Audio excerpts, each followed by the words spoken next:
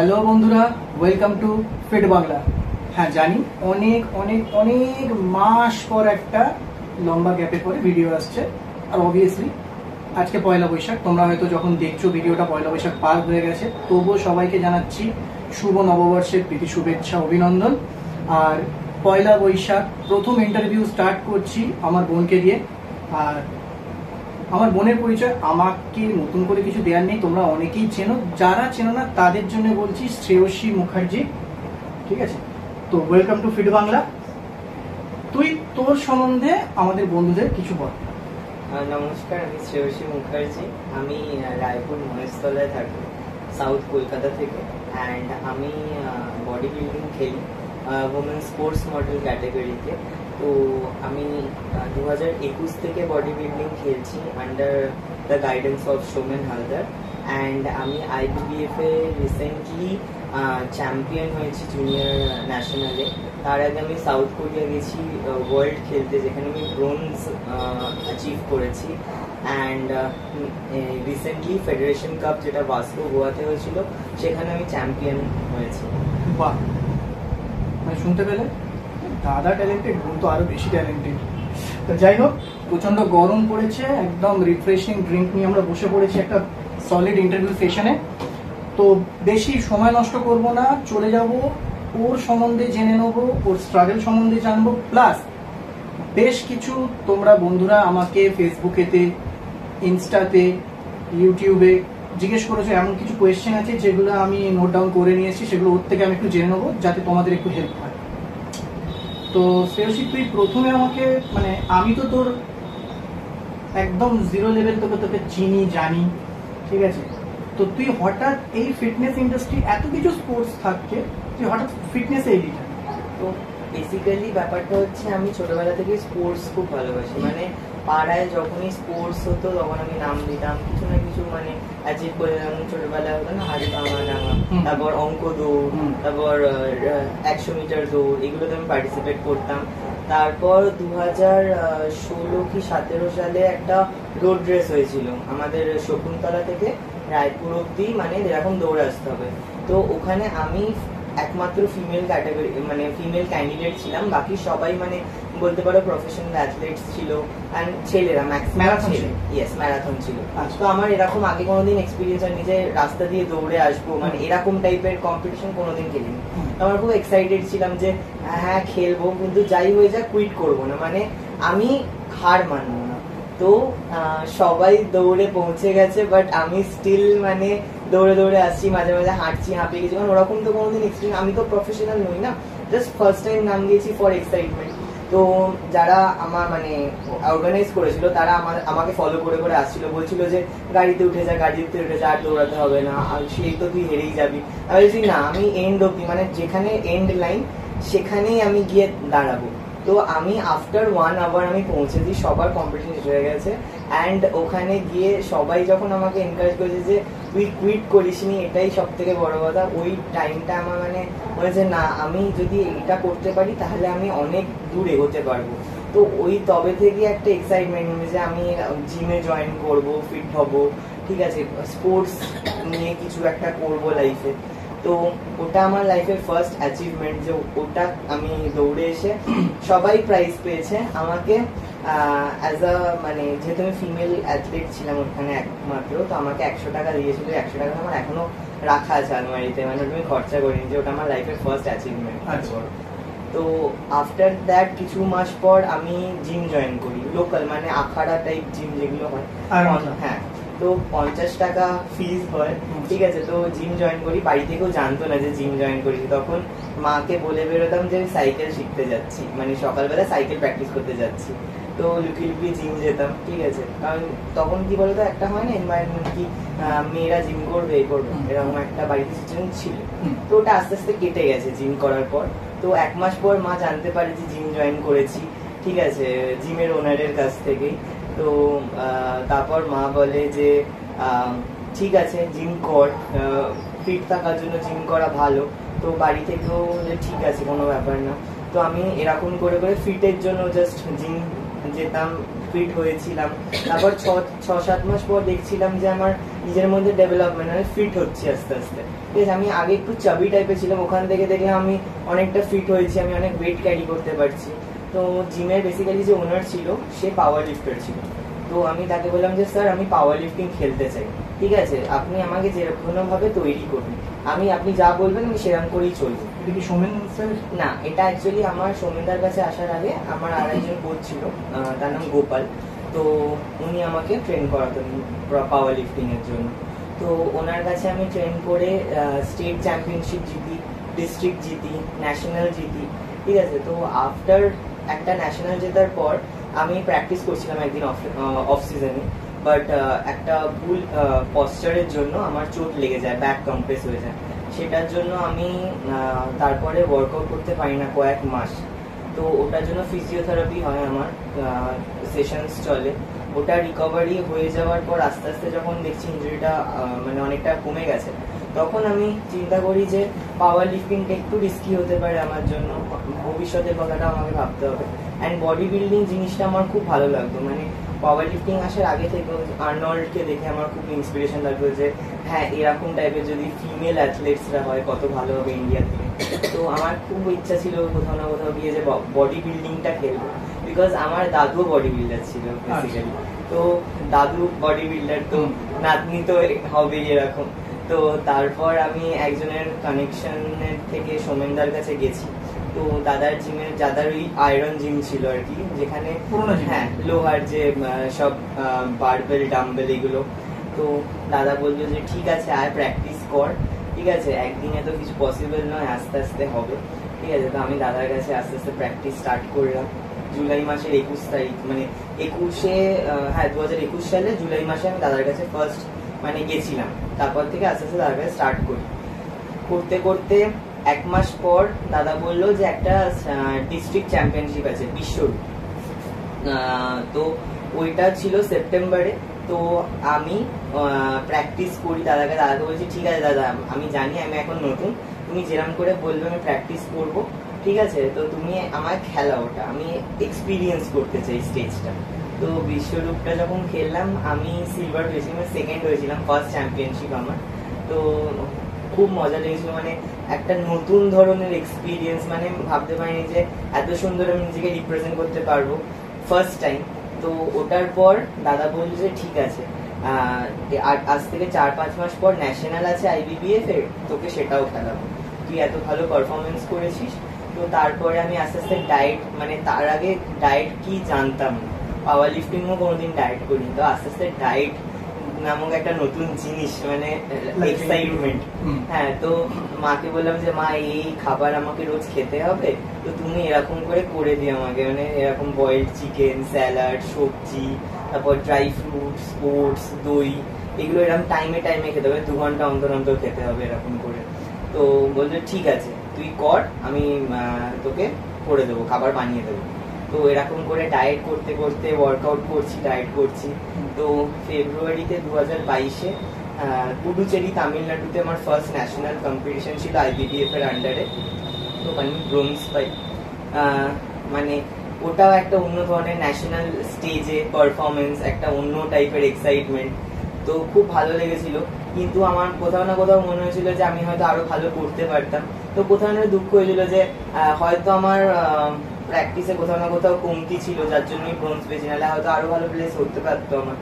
তো আমি দাদাকে এসে বললাম দাদা তুমি আমাকে আরো হার্ডওয়ার্ক করতে হবে, আমাকে চ্যাম্পিয়ন হতে হবে, ঠিক আছে। তো আমি বললাম তুমি আমাকে যেরকম বলবে আমি সেরকমই করবো, কোনো চিট করবো না ডায়েটে, ঠিক আছে।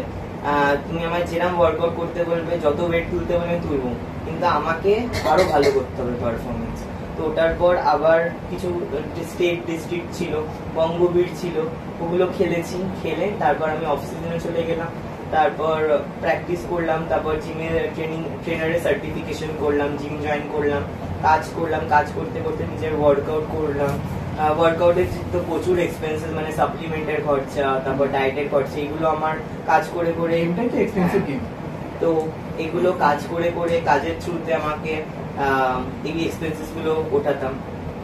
ফ্যামিলি সাপোর্ট তো করতো, মানে ফ্যামিলি আমার প্রথম থেকেই সাপোর্ট করেছে খুবই। ঠিক আছে, নাহলে হয়তো এত দূর এগোতেই পারতাম না আজ।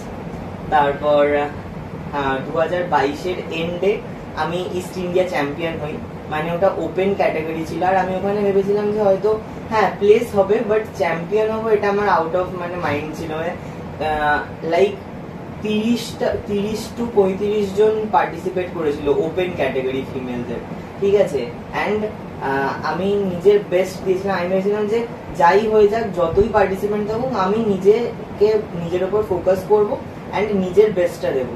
নিজের বেস্টটা দিয়েছি অ্যান্ড ফার্স্ট টাইম আমি লাইফে চ্যাম্পিয়ন হয়েছিলাম। মানে আমি ভাবতে পারিনি, অন্য লেভেলের এক্সাইটমেন্ট ছিল। হ্যাঁ, অ্যান্ড তাও হয়েছিল আমার ওয়েস্ট বেঙ্গলই হয়েছিল, ক্ষুদিরাম অনুশীলন কেন্দ্রে, ঠিক আছে। মানে নিজের বাংলাতে চ্যাম্পিয়ন হওয়া, মানে নিজের মাটিতে চ্যাম্পিয়ন হওয়ার একটা আলাদাই মজা, ঠিক আছে। ওখানে মানে দাদা তো কেঁদেই ফেলেছিল যে তুই সত্যি মানে অনেক দূর এগোবি, এরকম আশীর্বাদ করেছিল আমাকে। আমি যে হ্যাঁ দাদা, তুমি পাশে ছিলে বলেই আজকে হয়তো আমি এত দূরে আসতে পেরেছি, চ্যাম্পিয়ন হতে পেরেছি। তো ওখানেই থেমে থাকিনি আমি, ওটার পর আরো আমি হার্ডওয়ার্ক করেছি।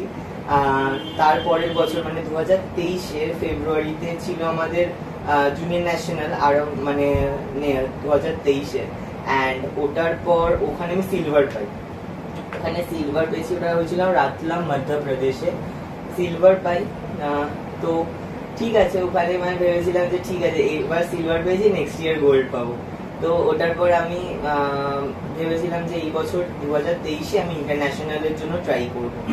তো আমি আস্তে আস্তে প্রিপেয়ার করি নিজেকে ইন্টারন্যাশনালের জন্য। আমাদের সিলেকশন ট্রায়াল হয়েছিল গোয়াতে, তো গোয়াতে যাই, সিলেকশন ট্রায়ালে সিলেক্ট হই এশিয়া ওয়ার্ল্ড দুটোরই জন্য। তো আমাদের এশিয়া ছিল হচ্ছে তোমার সেপ্টেম্বর মাসে, তো ওটার জন্য প্রিপারেশন স্টার্ট করি। মানে ইন্টারন্যাশনালের লেভেলটাই অন্যরকম হয় প্রিপারেশনের, মানে প্রচুর তোমাকে হার্ডওয়ার্ক করতে হবে একটা ইন্টারন্যাশনাল গেম খেলার জন্য।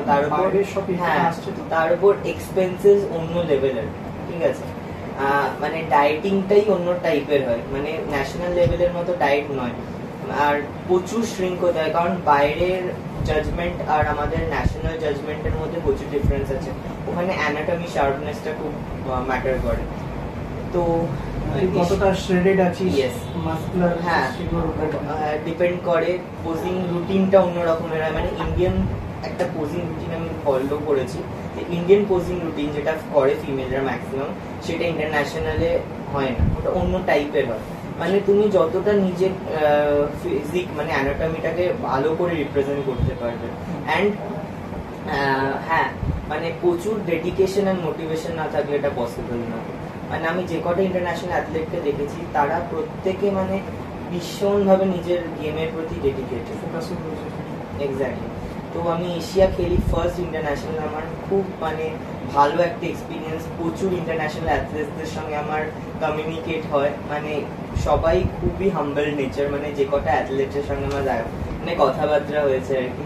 তো সবাই বলে যে বডি বিল্ডার যারা হয় তারা খুব উগ্র মেজাজের হয়। একদমই নয়, মানে আমি তো তোকে বহুদিন ধরে চিনি বলে, বোন হোস বলে আমি হয়তো ভাববে যে সেই জন্য বলছে, বাট তোর কি মনে হয়েছে ইন্টারন্যাশনাল প্ল্যাটফর্মে গিয়ে? না, সবাই খুব হাম্বল নেচার। হ্যাঁ, একটা জিনিস হয় না, অ্যাগ্রেসিভ একদমই না। একটা জিনিস হয়, যখন আমরা কাটিং এ থাকি তখন আমাদের মাইন্ড একটু ইরিটেট থাকে। মানে ধরো আমরা যেই টাইমে কথা বলতে আমি চাইছি না, ধরো আমি ওয়ার্কআউট করে এসেছি, ঠিক আছে, আমার কথা বলতে ভালো লাগছে না, তুমি আমার সঙ্গে এসে কথা বলতে গেলে, তখন হয়তো আমার মাথায় অন্য কিছু চলছে যে ওয়ার্কআউট এটা আজকে ঠিক করলে ভালো হতো, ওটা ঠিক করলে ভালো হতো। আমার হট করে মানে আমি দেখ কি ভাবছি, কেন এরকম করছো, মানে ওই টাইমে একটা হয় না, আউট অফ মাইন্ড তুমি হট করে বলে ফেল। তো এইগুলোকেই লোকে বলে যে অ্যারোগেন্স, ঠিক আছে। কারণ নর্মাল মানুষ আমরা যে স্ট্রাগলটা করছি, ডায়েট করছি, ওয়ার্কআউট করছি, 3 দিন যে ওয়াটার অফ থাকে, সল্ট চেক থাকে, এগুলো তো নর্মাল মানুষরা বুঝছে না যে আমাদের বডির মধ্যে কি পারফরমেন্স হয়। অ্যান্ড আমাদের বডির টেম্পারেচারও ওই টাইমে অন্যরকম থাকে, ঠিক আছে। মানে ধরো শীতকাল, তো শীতকালে আমাদের মানে প্রচন্ড টাইপের গরম হচ্ছে এরকম, ঠিক আছে। আমি যেমন মাকে মাঝে মাঝে শীতকালে বলতাম, মা এসে চলে যাও, খুব গরম হচ্ছে, থাকতে পারছি না। গরমকালে আমার ঠান্ডা লাগছে, এরকম টাইপের মানে ফ্লাকচুয়েট করে টেম্পারেচার। অ্যান্ড ওয়াটার অফ থাকলে তো ওই টাইমে মানে মনে হয় যে এর থেকে মরে যাওয়া ইজ বেটার, ঠিক আছে। তাও আমরা এই সব নিয়ে পারফরমেন্স করি, ঠিক আছে। আমি আজ পারফরমেন্স করছি সেটা বলছি, বাট আমার থেকেও বেশি হার্ডওয়ার্ক করে যারা বডি বিল্ডার হয়, মানে মেন্স বডি বিল্ডিং আমি দেখেছি, মানে ওরা আমাদের থেকেও বেশি কষ্ট করে। মানে ওদের স্যাক্রিফাইসটা আমরা মানে ইমাজিন করতে পারবো না। এই জন্যই একটাই কথা যে তোমরা যদি কোনো বডি বিল্ডারকে অ্যাপ্রিসিয়েট না করতে পারো, সাপোর্ট না করতে পারো, তাকে মানে নেগেটিভ কমেন্ট করো না, কেননা এদের যে হার্ডওয়ার্ক, এদের যে ডেডিকেশন, এই জায়গাটা ম্যাচ আপ করা আমাদের সাধারণের পক্ষে পসিবলই না। কেননা ও যে জায়গায় থাকে আর যে জায়গায় জিম করতে যায়, দুটোর মধ্যে যে ডিস্টেন্স আছে, মানে তোমরা জানলে তোমরা জিমে যাওয়াই বন্ধ করে দেবে। এই গরমের মধ্যে তোমরা জিমে যাওয়া বন্ধ করে দেবে লিটারালি, এই ডিস্টেন্স যদি তোমাদের ডেইলি কভার করতে হয়। সো চেষ্টা করো বডি বিল্ডারদের সাপোর্ট করতে, বিশেষ করে আমাদের ওয়েস্ট বেঙ্গলের মধ্যে, কারণ আমাদের ওয়েস্ট বেঙ্গলে বডি বিল্ডারদের অ্যাপ্রিসিয়েশন তো দূরের কথা, সাপোর্টও নেই। আচ্ছা, এটা তো গেল তোর অ্যাচিভমেন্ট গুলো, তোর এক্সপিরিয়েন্স। তুই আমাকে এখন বল যে এখনের ডায়েটটা না জানি ভালো তোমাদের, তুই আমাকে বল যখন তুই কম্পিটিশনে থাকিস তখন কি ডায়েটে থাকিস? হ্যাঁ, তো ফুল ডে অফ ইটিংটা বল। একদম। আমি যখন কাটিং সিজন থাকি, মানে যখন আমি প্রেপ করছি কম্পিটিশনের জন্য কোনো, তখন ধরো সকালবেলা উঠে আমি প্রথমে গরম জলে লেবু দিয়ে খেলাম। হ্যাঁ, ধরো অনেকদিন 1 মাস বাকি, ধরো কম্পিটিশনের বা 1.5 মাস বাকি, তখন একটু মধু দিয়েও খেতে পারি। বাট কাছাকাছি হয়ে গেলে তখন আর মধুটা ইউজ করার জন্য সুগার কোয়ান্টিটি থাকে ওতে। তো গরম জলে লেবু দিয়ে খেলাম সকালবেলা উঠে। তারপর আমি ব্রেকফাস্ট করলাম, ঠিক আছে। ব্রেকফাস্টে আমি দই খাই, দইয়ের সঙ্গে ওটস, ড্রাই ফ্রুটস, একটু লেবু দিয়ে খাই, মানে তাতে টেস্টটা ভালো হয়। তো ওটা খেয়ে নিলাম, খেয়ে নিয়ে আমি ওয়ার্কআউট করতে চলে গেলাম। ওয়ার্কআউট করলাম, ধরো কার্ডিও করলাম। সকালবেলাটা আমি কার্ডিও করি আর বিকেলবেলাটাই ওয়েট ট্রেনিং করি। তো সকালবেলা কার্ডিও করলাম, কার্ডিও করতে করতে খেলাম আমি ই ডাবলে খেতে খেতে কার্ডিও করলাম। এসে ওয়ে প্রোটিন, আমার যেটা মেটাবলিক ওয়ে প্রোটিন খাই আমি। দেখতেই পাচ্ছ একদম। তারপর চলে গেলাম আফটারনুনে আমি স্যালাড খাই। স্যালাডে তোমার কিউকাম্বার, টমেটো, তারপর লেবু দিয়ে চটকে একটু ব্ল্যাক পেপার দিয়ে দিলাম, দিয়ে ওটা খেলাম। খাওয়া দাওয়ার পর 2 ঘন্টা পর লাঞ্চে আমি বয়েলড চিকেনেও আমি একটু মানে টেস্টি করে খাই। বয়েলড চিকেন মানে চিকেনটাকে স্ম্যাশ করে ওটার সঙ্গে একটু পেঁয়াজ আদা রসুন মিশিয়ে, একটু অরিগ্যানো দিয়ে, হালকা একটু সল্ট দিয়ে ওটাকে নাগেটস টাইপ বানিয়ে নিয়ে একদম জলে বয়েল করে আর নাগেটস টাইপ বানিয়ে নিলাম, ওরকম করে খাই। মানে ওটা খেতে একটু টেস্ট হেলদি হলেও টেস্টি হলো, উইদাউট অয়েল অ্যান্ড কোনো মানে তোমার মানে ফুড প্রবলেমস করবে না, মানে অ্যাসিডিটি কোনো ব্যাপার নেই। জেনে গেলে একটা রেসিপি।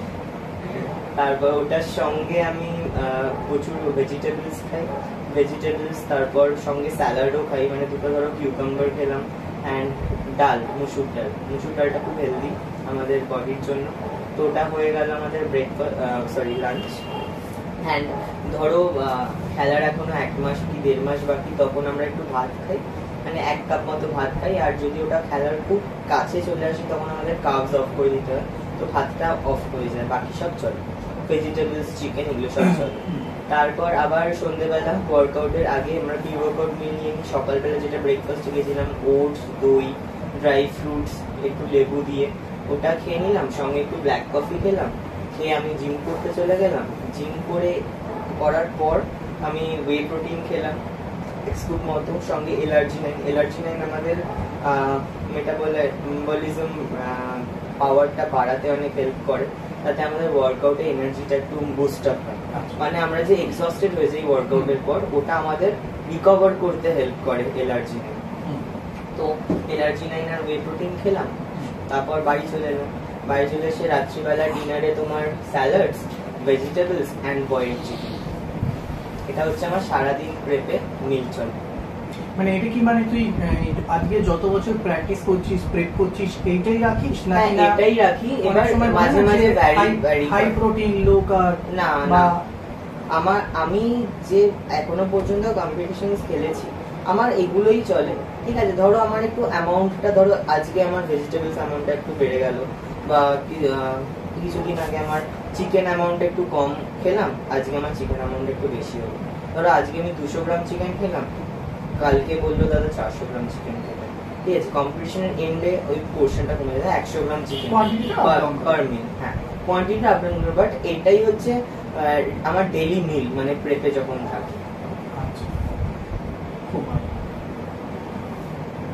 জেনে তো গেলি ওর পুরো ফুল ডে অফ ইটিংও বলেই দিল। তো তোমরা এটা কি মানে যারা ধর রেগুলার ওয়ার্কআউট করে, মানে হ্যাঁ, স্পেশালি ফিমেলদের জন্য বলছি, এরা কি এটা ফলো করতে পারে? হ্যাঁ, অবশ্যই ফলো করতে পারে, বাট হ্যাঁ প্রোটিন কোয়ান্টিটিটা একটু কম রাখাই ভালো, কারণ খুব হাই প্রোটিন খেলে আমাদের বডি ওয়ার্ম হয়ে যায়, ঠিক আছে? সেটা আই থিঙ্ক নর্মাল যারা ফিমেলস হয় তারা করতে পারবে না, তাদের মাইন্ড খুব ইরিটেটেড হয়ে যাবে, কারণ এই ডায়েটটা ফলো করতে করতে আমাদের বডিতে তো শার্পনেস চলে আসে না, তো আমাদের স্কিন পাতলা হয়ে যায়। অ্যান্ড স্কিন পাতলা হতে হতে আমাদের যেটা হয় হচ্ছে আমাদের ব্রেনেরও একটা স্কিন আছে যেটা আমাদের ব্রেনের সেলগুলোকে কভার করে, ঠিক আছে?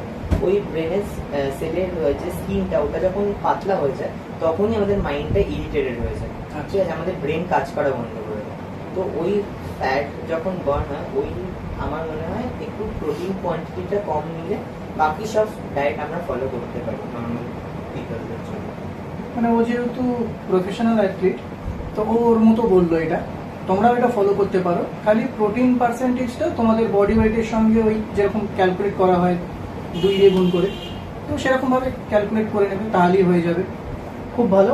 আচ্ছা, আমাকে একটা জিনিস বল, এই জিমে যাওয়া, ওয়েট ট্রেনিং করা, হ্যাঁ, এত কিছুর মধ্যে তো অনেকেরই হয়ে ওঠে না। তো কেউ যদি শুধু কার্ডিও করে, মানে আমি জিমে যাব, ওয়েট ট্রেনিং করবার আমার ক্ষমতা নেই, ধৈর্যও নেই, সময়ও নেই, কিন্তু আমি শুধু কার্ডিও করতে চাই, হ্যাঁ, এরকম তো বেনিফিট কি হবে? এরকম তো অনেকে, দেখো আমাদের মাসেলস তো অবভিয়াসলি আমাদের বডির জন্য খুব ইম্পর্টেন্ট, বাট কার্ডিও যেটা আমাদের সব থেকে বেশি হেল্প করে সেটা হার্ট। আমাদের হার্ট যদি ভালো থাকে তাহলে আমাদের পুরো বডি ভালো থাকে। তো অবভিয়াসলি কার্ডিও হচ্ছে আমাদের সব থেকে মেইন এক্সারসাইজ, যেটা আমাদের সকলের করা উচিত, যারা ওয়েট ট্রেনিং করছে আর যারা নর্মাল মানুষ। তো তোমরা ওয়েট ট্রেনিং করো না করো, কার্ডিওটা করলে তোমাদের অল ওভার বডি ভালো থাকে।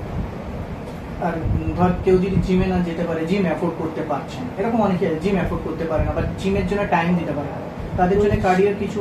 হ্যাঁ, সে নর্মালি যদি সারাদিনে আধ ঘন্টা নিজের জন্য বার করে হাঁটে, ঠিক আছে, হাঁটাহাঁটি করে, ঠিক আছে, নর্মাল বাড়িতেও কিছু ফ্রি হ্যান্ড এক্সারসাইজ হয় যেরকম jumping jacks, mountain climbing, high knees, ঠিক আছে, তারপর আরো আছে অনেক ধরনের যোগা হয়, ঠিক আছে, শীর্ষাসন, প্ল্যাঙ্ক, তারপর আরো অনেক আছে, ক্যাট কাউ পোজ, এগুলো যদি মেনটেন করে রেগুলারলি অন্তত আধ ঘন্টা কি 45 মিনিট নিজেকে টাইম দেয় এগুলো করার জন্য, তাহলেই তাকে জিম জয়েন করতে হবে না, সে নিজে বাড়িতেই ফিট থাকবে, ঘরেতেও ফিট থাকা যায়। একদমই।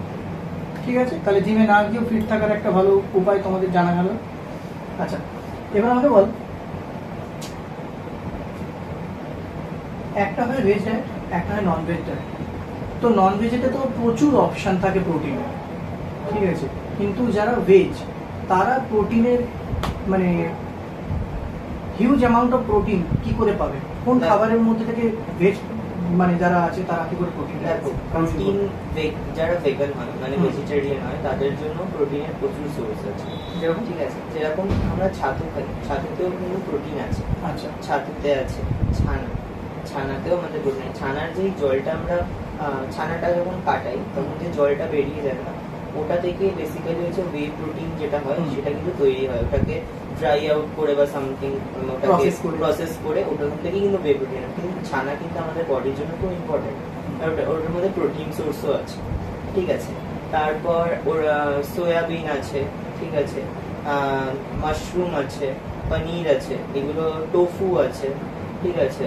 টোফু অ্যান্ড পনির একই টাইপের প্রায়, ওটা হচ্ছে plant based, little bit different. হ্যাঁ, লিটল বিট ডিফারেন্ট। তারপর অনেক টাইপের এখন ওয়ে প্রোটিন বেরিয়েছে, ভেগান প্রোটিন, যেগুলো শুধু ভেজ যারা হয় খায় তাদের জন্য।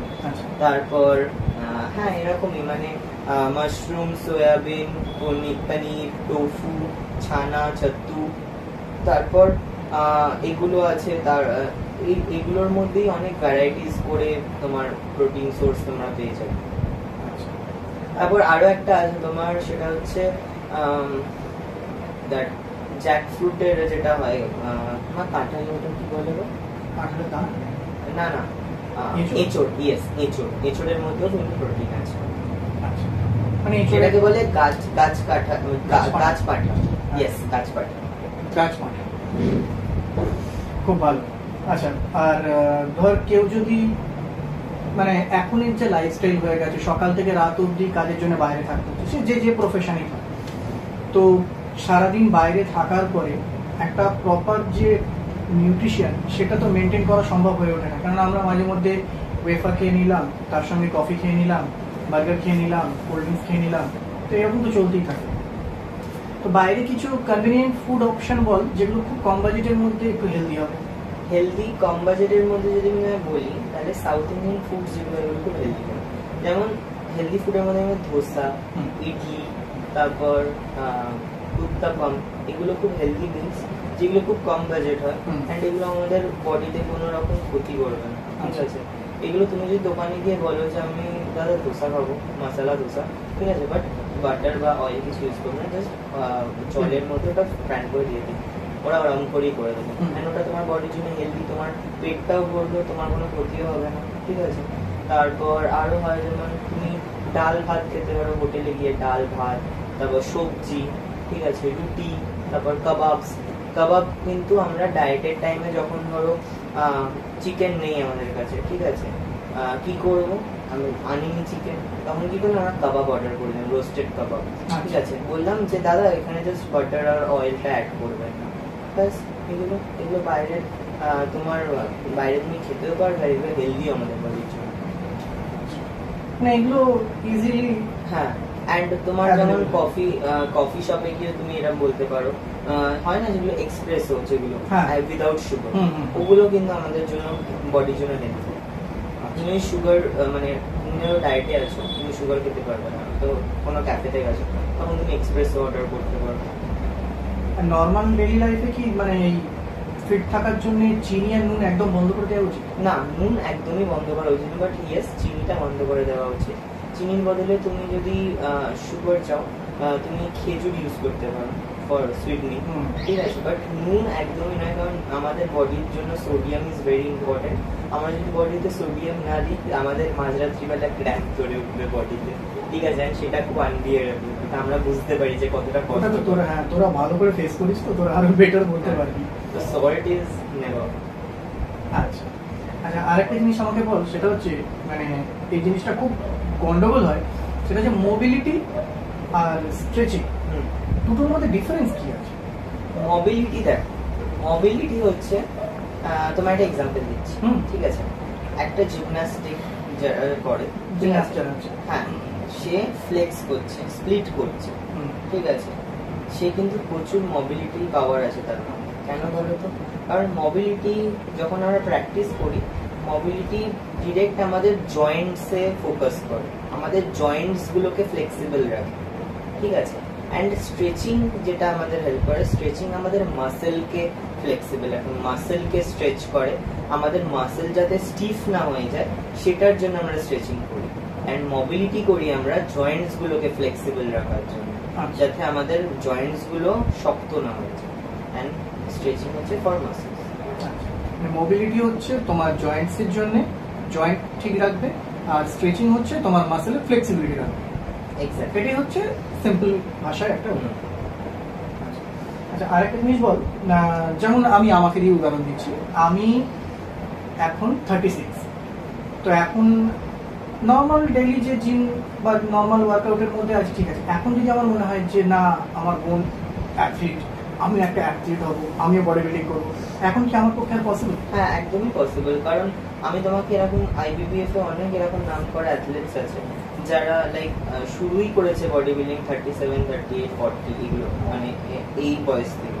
আমাদের ফিমেল অ্যাথলেটসদের মধ্যে IBBF এর মধ্যে আছেন মিশরিন পারিক ম্যাম, যিনি 42 ইয়ার্স না 43 ইয়ার্সে বডি বিল্ডিং লাইনে স্টার্ট করেছেন, ঠিক আছে, যদি ওনারা পারেন তাহলে আমরা কেন পারবো?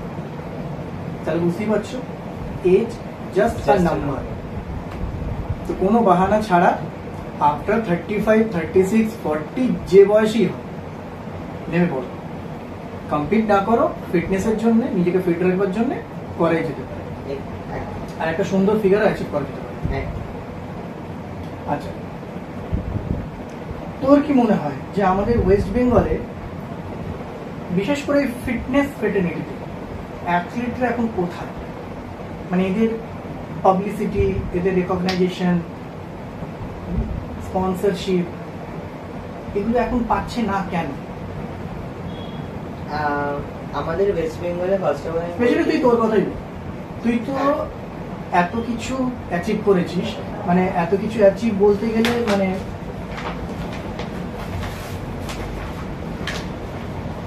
রীতিমতো একটা খাতা হয়ে যাবে, ঠিক আছে? মানে তোমাদের হয়তো সবগুলো দেখানো সম্ভব না, এই হচ্ছে ওর সার্টিফিকেট। এত কিছু অ্যাচিভ করে বসে আছে, ঠিক আছে? তো তা সত্ত্বেও তোর কি মনে হয় তোর যতটা রেকগনাইজেশন পাওয়ার কথা ছিল, যতটা পাবলিসিটি পাওয়ার কথা ছিল, ততটা তুই পেয়েছিস? দেখো, এটার ব্যাপারে আমি যদি তোমার বলি, আমাদের ওয়েস্ট বেঙ্গলে প্রচুর ভালো ভালো অ্যাথলেটস আছে, ইনক্লুডিং মি অ্যাকচুয়ালি অলসো। তো এটা বেসিক্যালি আমরা এটা দেখেছি যে বাইরের স্টেট যতটা আমাদের বাকি অ্যাথলেটসদের হেল্প করছে, আমরা ওয়েস্ট বেঙ্গল থেকে সেরকম হেল্প পাইনি। ইভেন গভর্নমেন্ট, আমাদের ওয়েস্ট বেঙ্গল স্টেট গভর্নমেন্টের যে স্পোর্টস অথরিটি আছে, আমি সাউথ কোরিয়া যাওয়ার আগে ওনাদের বলেছিলাম ওয়ার্ল্ডে যে আমার কিছু ফিনান্সিয়াল হেল্প লাগবে, বিকজ আমার ফ্যামিলির কন্ডিশন খুব একটা ভালো না। তো আমি লেটারও দিয়েছিলাম, স্যার আমার এরকম ফিনান্সিয়াল হেল্প লাগবে। বাট ওখানে অফিসে যখন গেছি আমি লেটার দিতে, তখন ওনাদের অফিসেরই মেম্বার্স বলছেন যে আপনারা বেকার দিচ্ছেন, তো উনি তো অফিসেই আসেন না, 2-3 মাস অন্তর অন্তর আসেন, তাও বা আসেন, লেটার কবে পৌঁছবে সেটার কোনো ঠিক নেই।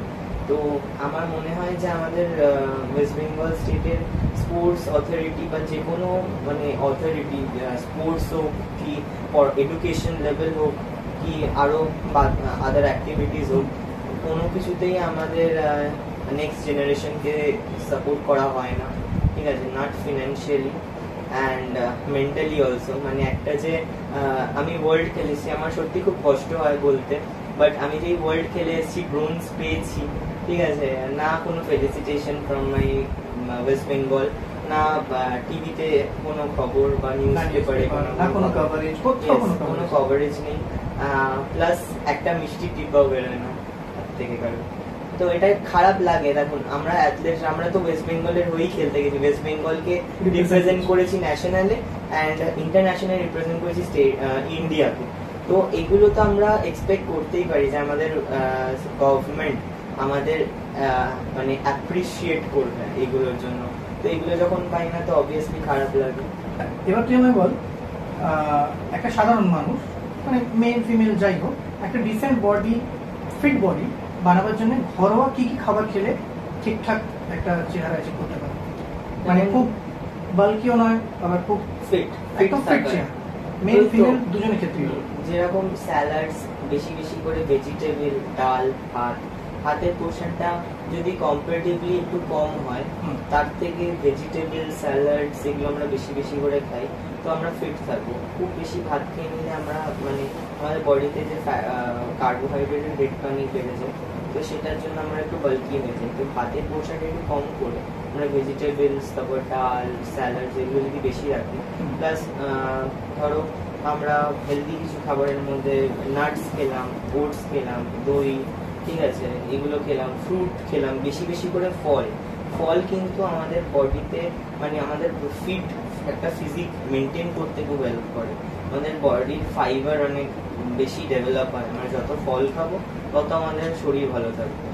তো বেশি বেশি করে ফল, স্যালাড, দই, ওটস, ড্রাই ফ্রুটস, এইগুলোই, ভাত, সবজি বেশি করে। আচ্ছা, মানে এগুলো ফলো করলে একটা ডিসেন্ট মেনটেন করা যায়। আচ্ছা, যেমন বিশেষ করে ছেলেদের ক্ষেত্রে যেটা বলা হয় যে প্রত্যেক সফল পুরুষের পেছনে একজন করে মহিলা আছে। যেমন এখন পর্যন্ত আমি যতটা যারা সাকসেস পেয়েছি, আমার ওয়াইফের একটা অবদান রয়েছে, তোমরা অনেকেই জানো। এই চ্যানেলটার পেছনেও ওর সাপোর্টেই আজকে এই চ্যানেলটা দাঁড়িয়েছে। তো তুই যে আজকে যে সাকসেসটা পেয়েছিস, তোর পেছনে কি আছে? আমার পিছনে বলতে পারো আমাদের 3জন পুরুষ আছে, ঠিক আছে। ফার্স্ট অফ অল হচ্ছে আমার কোচ দাদা, ঠিক আছে, সৌমেন, ঠিক আছে। অ্যান্ড সেকেন্ডের মধ্যে আমি দুজনকে ফেলবো, কারণ আমি লাস্টে কাউকে ফেলতে পারবো না, কারণ দুজনে ইকুয়ালি আমার লাইফে খুব ইম্পর্টেন্ট। সেটা হচ্ছে প্রথমত হচ্ছে আমার বেস্ট ফ্রেন্ড অভিষেক, ঠিক আছে, আর আরেকজন হচ্ছে আমার বাবা, ঠিক আছে। আমার বাবা ফার্স্ট থেকে আমার খেলাকে সাপোর্ট করেনি, বাট এখন করে, ঠিক আছে, কারণ সে বুঝেছে যে হ্যাঁ এই ফিল্ডটা খারাপ নয়। মানে হয় না অনেকে ব্যাক মেন্টালিটি থাকে যে হ্যাঁ বডি বিল্ডিং কেন করছে মেয়েরা, বাট এখন যখন দেখছে যে আমি অ্যাচিভমেন্টস করেছি, আমি আমার নাম হয়েছে এত, ঠিক আছে, এই ফিল্ডটা এত ভালো, সবাই আমাকে এত অ্যাপ্রিসিয়েট করছে, তো বাবা at the end of the day বাবা আমাকে সাপোর্ট করেছে। অ্যান্ড আমার ব্যাকবোন বলতে পারো অভিষেক, ঠিক আছে। অভিষেক আমাকে মেন্টালি আমাকে ওয়ার্কআউটের থ্রুতে, যখন আমি ওকে ফোন করে বলছি যে আমি না ডায়েট করতে পারছি না, আমার খুব মানে কি একটা হচ্ছে, মানে আমি একদম পারছি না ওয়ার্কআউটের কিছু করতে পারছি, তুই শান্ত হ, ঠিক আছে, তুই মেডিটেট কর, তুই গান শোন হালকা করে, ঠিক আছে, তুই পারবি, আমি জানি তুই পারবি। ও এরকম মেন্টালি আমাকে সারাক্ষণ প্রেপের টাইমে বুস্ট আপ করে গেছে। তারপর দাদা আমার যে গুরু, উনি আমাকে ওয়ার্কআউট, যখন আমি দাদার কাছেই ওয়ার্কআউট করি, তো ওয়ার্কআউট করতে করতে আমি দাদাকে বলছি দাদা কিন্তু সব পারছি না, বলছে না তোকে করতেই হবে, তুই ভুলে যাচ্ছিস যে তুই ওয়ার্ল্ড চ্যাম্পিয়ন, ঠিক আছে, তুই এমন কোনো কিছু নেই যেটা তুই পারবি না। এরকম করে এরা তিনজনই আমাকে মেন্টালি সব দিক দিয়ে সাপোর্ট করি, সব দিক দিয়ে। এরা তিনজন পুরো যদি আমার পিছনে না থাকতো আমি হয়তো এত দূর এগোতে পারতাম না। অবভিয়াসলি আমার মা, মায়ের তো একটা অবদান আলাদা রয়েছে। মা হচ্ছে মানে এদের ওপরে সিংহাসনে বসে, প্রথম থেকেই রয়েছে। একদম একদম। খুব ভালো। আচ্ছা, আমরা একদম শেষের দিকে চলে এসেছি, বেশি সময় নেবো না। তুই আমায় বল, তুই পার্সোনাল ট্রেনিং দিস? হ্যাঁ। তোর পার্সোনাল ট্রেনিং সম্বন্ধে তুই একটু বলে দে, যে তোর সঙ্গে পার্সোনাল ট্রেনিং এর জন্য যোগাযোগ করতে গেলে কি করতে হবে, তোর সোশ্যাল সাইট কি আছে না আছে। যদি আমি ডেসক্রিপশনে তোর সোশ্যাল সাইটগুলো দিয়ে দেবো, তবু তুই একটু। তো আমি অফলাইন আর অনলাইন দুটো ভাবেই আমি পার্সোনাল ট্রেনিং এর ক্লাস দিই। চার্জেস গুলো তোমরা ওর সঙ্গে ফোনেতে কথা বলো ডিটেলসে। তো আমার ইনস্টাগ্রাম হ্যান্ডেল হচ্ছে ইন্ডিয়ান বারবি 83, অ্যান্ড আমার হোয়াটসঅ্যাপ নাম্বার হচ্ছে 8617734298। আমি পার্সোনাল ট্রেনিং অফলাইনে দিই হচ্ছে ট্রান্সফরমেশন অ্যান্ড স্ট্রেংথ জিম নিয়ালিপুরে যেটা আছে, অ্যান্ড অনলাইনে আমি তোমরা ওটা আমাকে পার্সোনালি ইনবক্স করো, মোর ডিটেলসগুলো আমি বলে দেবো। মানে মোটামুটি তোর সঙ্গে হোয়াটসঅ্যাপে যোগাযোগ করলে এগুলো ওরা ইনফরমেশন দিয়ে দেবে। অফলাইন অনলাইন দুটোই ট্রেনিং দিচ্ছি। ইয়েস। তাহলে তোমরা জেনে নিলে কোন জিমেতে ও ট্রেনিং করে প্লাস ট্রেনিং করায়। অফলাইন অনলাইন দুটোতেই ওকে অ্যাভেলেবেল পাবে। ও সোশ্যাল সাইট দেখে নিচ্ছ, ওর সঙ্গে তোমরা যোগাযোগ করতে পারো। একটাই জিনিস, নিজেদের ফিট করো, ওকে সাপোর্ট করো। আর আমাদের ওয়েস্ট বেঙ্গল যারা ফিটনেস ফ্যাটার্নিটির সঙ্গে জড়িত আছো, তাদের একটু সাপোর্ট করো। তোমাদের মধ্যে যদি কারোর সেই সাপোর্ট করার মতো ক্যাপাসিটি থাকে বা তোমাদের কারোর কন্ট্যাক্ট থাকে, তাহলে ওদের পাশে দাঁড়াও। তাহলে দেখবে ওরা আরো বেটার জায়গায় যেতে পারবে। কারণ আমরা ম্যাক্সিমাম উদাহরণ দিয়ে থাকি উড়িষ্যা, দিল্লি, হরিয়ানা, আসাম এইসব সাইডে, মুম্বাই, তামিলনাড়ু এইসব সাইডে। ওয়েস্ট বেঙ্গলের নামটা কিন্তু আসছে না, কিন্তু প্রচুর প্রচুর ট্যালেন্টেড ছেলেমেয়েরা রয়েছে। সো সুস্থ থাকো, ফিট থাকো, আর বডি বিল্ডিংকে সাপোর্ট করো, ফিটনেসকে সাপোর্ট করো, ওদের পাশে দাঁড়াও। তো আজকের মতো এখানেই র্যাপ আপ করছি। হাত দেখেছো? হাত দেখি ভাত খেয়ে নেবে। ওকে, চলো তাহলে আজকের ইন্টারভিউ সেশন আমরা এখানে শেষ করছি। কি দেখতে চাও নতুন, কাকে দেখতে চাও, কার ইন্টারভিউ দেখতে চাও, তোমাদের যা যা কোয়েশ্চেন আছে সেগুলো আমাকে কমেন্ট সেকশনে জানাতে ভুলো না। ততক্ষণের জন্য পুরোনো স্টাইলে সাইন আপ।